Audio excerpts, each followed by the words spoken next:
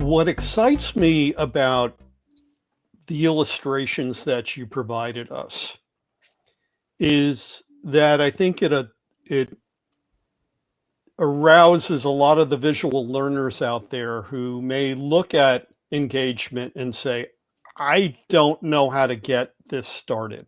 Hmm. And just as a personal professional aside, but years before I was in recruitment, I was in the database and digital marketing arena, and one of my jobs was to sell data.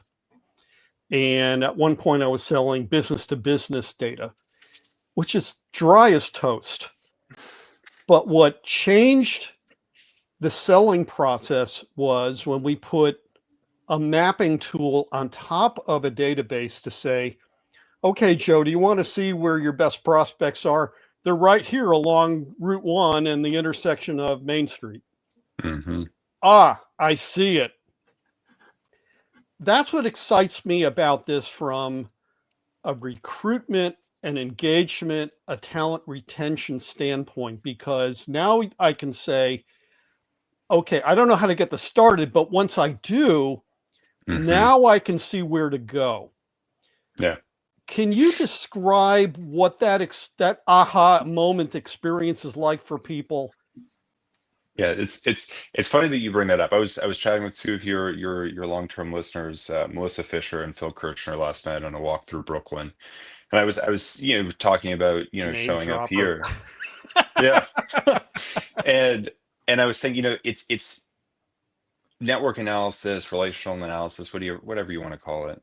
It's a funny business, right? Because what I Yeah, showed you is just, to most people, it's just spaghetti and meatballs, right? right, Because it's not their organization. But once you show people their spaghetti and meatballs, right. they get excited. My typical reaction, if we're try to do it always in person when we're presenting out to groups, because typically if you have big screens and you can take those maps, now you imagine that was like 100, maybe 200 people.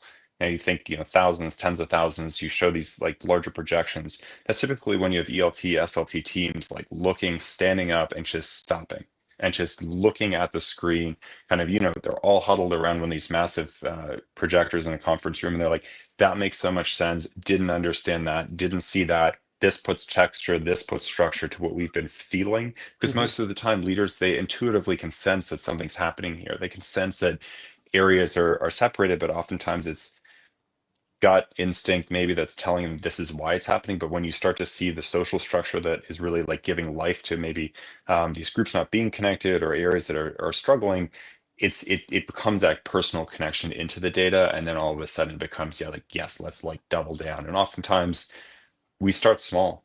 Starting really large can be overwhelming. It's, even for large organizations that have really built out capabilities and capacities around making decisions on this, it's a lot of new information coming at them at speed. And, once you take a few relational questions, you back end in all their HR data, any other data, performance, team, all that kind of stuff, all of a sudden you get a lot of comprehensive visuals into an organization. Then all the back end analytics, like robust analytics that you'd run.